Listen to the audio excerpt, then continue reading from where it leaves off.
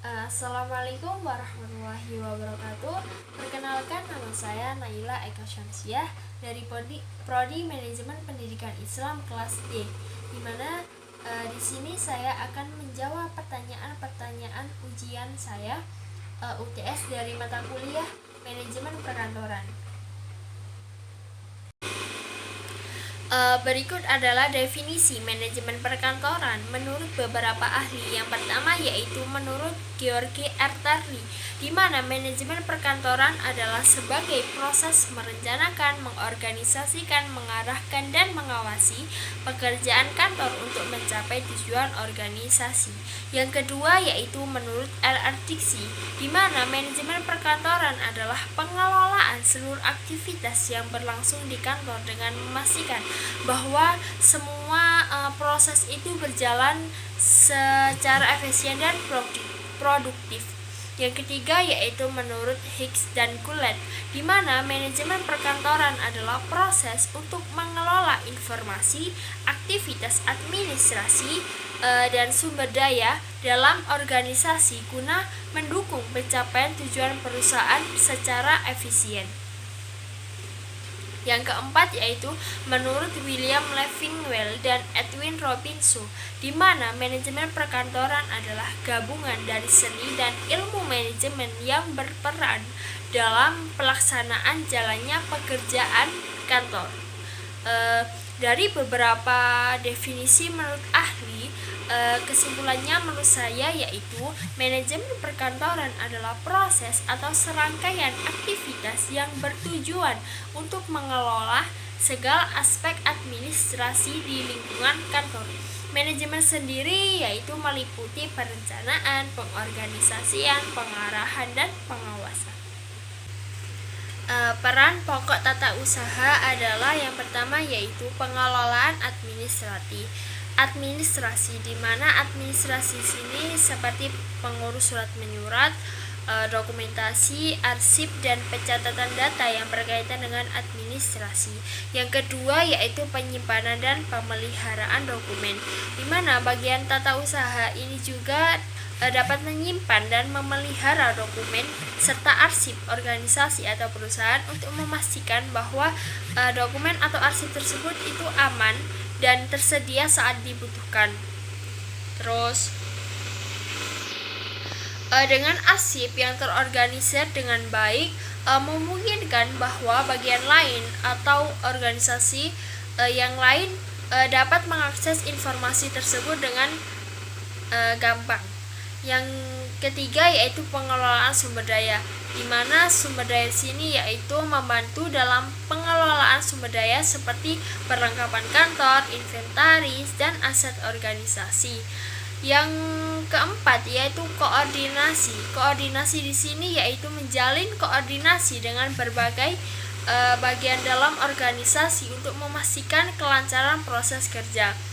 Yang selanjutnya yaitu komunikasi. Komunikasi itu menjadi salah satu terpenting karena dapat menjadikan penghubung antara pimpinan dengan karyawan atau bagian lain atau sebaliknya. Yang selanjutnya yaitu pelayanan administratif, di mana tata usaha juga berperan dalam menyediakan layanan administratif seperti pencetakan, fotokopi, pengiriman dokumen, terus kebutuhan alat-alat tulis, dan sebagainya. Pertanyaan yang ketiga yaitu jelaskan tiga jenjang perencanaan. Jadi terdapat tiga jenjang perencanaan. Yang pertama yaitu perencanaan strategis, di mana perencanaan strategis ini berorientasi pada jangka panjang, biasanya 3 atau 5 tahun atau bahkan lebih. Perencanaan ini menentukan arah jangka panjang serta menetapkan visi dan misi tujuan yang ingin dicapai. Yang kedua yaitu perencanaan taktis, di mana perencanaan taktis ini berorientasi pada jangka menengah, yaitu sekitar 1 hingga 3 tahunan. Jadi yang pertama tadi 3 sampai 5 tahun jangka panjang, yang kedua ini sekitar 1 hingga 3 tahun.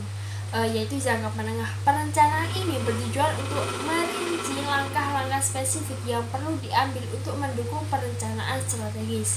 Yang ketiga dan yang terakhir yaitu perencanaan operasional, di mana perencanaan operasional ini berorientasi pada jangka pendek biasanya yaitu seperti harian, mingguan, atau bahkan bulanan.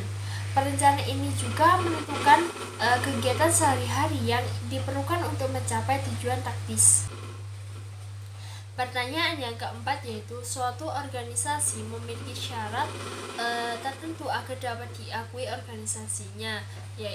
Terus sebutkan syarat-syarat tersebut. Yang pertama menurut saya yaitu mempunyai tujuan yang jelas. Terus yang kedua struktur organisasi, terus adanya anggota atau pengurus serta adanya peraturan, di mana syarat-syarat tersebut menggambarkan bahwa organisasi tersebut itu pantas untuk diakui karena sudah ada tujuan yang jelas dari organisasi, terdapat juga struktur organisasinya, terus pengurus dan anggotanya serta peraturan-peraturan yang tertera dalam organisasi tersebut. Aturan ini guna untuk mengawasi atau guna untuk memberitahukan kepada anggota atau pengurus bahwa organisasi tersebut itu tidak semena-mena keluar dan masuk, pasti ada peraturan yang ada di dalamnya. Jadi ada aturan-aturan yang patut untuk dipatuhi. Soal selanjutnya yaitu soal kelima. Salah satu bentuk organisasi adalah bentuk fungsional. Jelaskan ciri-ciri kelemahan dan kelebihan bukti bentuk fungsional. Jelaskan ciri-ciri kelemahan dan kelebihan bentuk fungsional. Yang pertama yaitu ciri-ciri bentuk fungsional, seperti pembagian tugas berdasarkan fungsi, di mana pembagian tugas berdasarkan fungsi ini yaitu struktur organisasi dipecah berdasarkan fungsi atau divisi atau keahlian tertentu seperti produksi, pemasaran, terus keuangan dan sebagainya. Yang kedua yaitu hierarki yang jelas. Terdapat hierarki yang jelas dengan garis perintah yang langsung dari atasan ke bawahan. Terus yang ketiga yaitu spesialisasi tugas, di mana setiap individu itu berfokus pada tugas dan spesifik sesuai dengan keahliannya. Selanjutnya yaitu koordinasi dan komunikasi, di mana koordinasi dan komunikasi ini dilakukan secara vertikal dari atasan ke bawahan atau sebaliknya. Di sini juga terdapat kelebihan bentuk fungsional, di mana kelebihannya yang pertama yaitu efisiensi dan produktivitas. Pembagian kerja berdasarkan keahlian ini menjadikan karyawan itu bekerja lebih efisien dan meningkatkan produktivitas mereka. Karena apa? Karena mereka itu akan fokus pada tugas yang dikuasainya. Selanjutnya yaitu pengambilan keputusan cepat. Pengambilan keputusan cepat keputusan dapat diambil dengan cepat. Karena apa? Karena setiap fungsi memiliki otoritas untuk mengambil keputusan dalam lingkup divisi atau tugasnya sendiri-sendiri.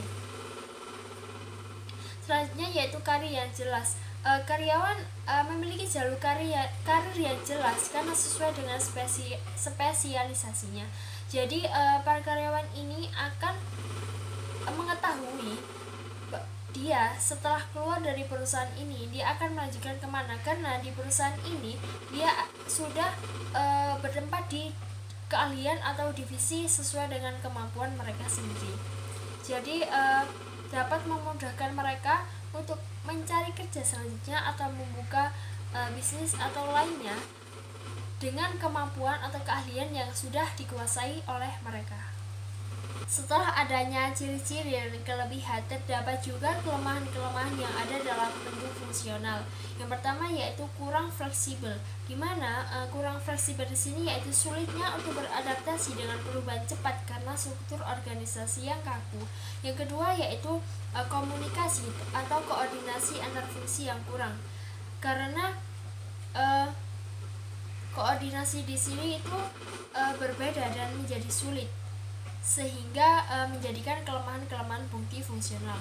Yang ketiga yaitu pengembangan keterampilan yang terbatas, karena karyawan mungkin dapat mengembangkan keterampilan dalam satu bidang saja sehingga dapat membatasi terhadap keseluruhan. Jadi karena kan mereka ditetapkan di divisi atau keahlian mereka sendiri, itu menjadikan mereka itu tidak bisa belajar dari keahlian atau divisi-divisi lain. Selanjutnya yaitu pengambilan keputusan yang terpusat. Meskipun ada otonomi di tingkat departemen, namun keputusan masih terpusat. Selanjutnya yaitu soal ke-6. Macam-macam persoalan kantor dan jelaskan peran beserta fungsinya.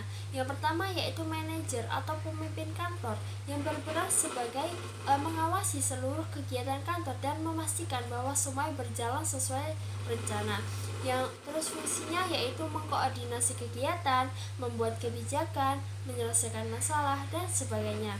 Yang kedua yaitu sekretaris, di mana sekretaris berperan sebagai mendukung manajer atau pemimpin dan staf lain dalam administrasi atau tangan kanan pemimpin. Fungsinya yaitu menyusun jadwal, surat menyurat, mengatur rapat, mengarsipkan dokumen penting, dan lain-lain. Yang ketiga yaitu administrasi atau staf yang berperan mengenai pekerjaan administratif, berfungsi untuk mengelola data kantor, menyusun laporan, mengelola dokumen, dan sebagainya. Selanjutnya yaitu staf keuangan. Staf keuangan berperan untuk mengelola aspek keuangan kantor, yang berfungsi untuk mengawasi arus kas, membuat anggaran, menangani pembukuan, memastikan bahwa transaksi keuangan berjalan sesuai prosedurnya. Yang selanjutnya yaitu HRD. HRD berperan sebagai mengelola sumber daya manusia dalam perusahaan, berfungsi untuk melakukan rekrutmen, pengembangan atau pelatihan karyawan, menyelesaikan masalah terkait dengan sumber daya manusia karyawan sendiri. Terus selanjutnya yaitu petugas resepsionis, di mana resepsionis di sini berperan sebagai menyambut dan membantu tamu atau klien yang datang, berfungsi untuk memberikan informasi dasar seperti memperkenalkan perusahaan atau memberikan arah apa yang ingin klien atau tamu inginkan. Terus mengangkat telepon, membantu jika tamu dan klien merasa kebingungan. Yang selanjutnya yaitu personal IT yang berperan untuk mendukung operasional sistem teknologi dan informasi di kantor, berfungsi untuk memastikan bahwa semua peralatan elektronik di kantor aman dan berjalan dengan baik, serta bertanggung jawab atas keamanan data kantor atau perusahaan. Selanjutnya yaitu OB, di mana OB di sini yaitu berperan sebagai menjaga kebersihan dan kenyamanan lingkungan kerja, yang berfungsi untuk membersihkan semua lingkungan kantor, menyiapkan kebutuhan konsumsi, seperti menyiapkan kebutuhan konsumsi para tamu atau karyawan yang sedang istirahat atau yang lain. Selanjutnya yaitu tim marketing, di mana perannya adalah bertanggung jawab atas pemasaran atau penjualan produk jasa perusahaan, yang berfungsi untuk mengembangkan strategi, memasarkan produk, terus menjalin hubungan baik dengan klien, mencapai target, dan mempromosikan produk atau jasa perusahaan.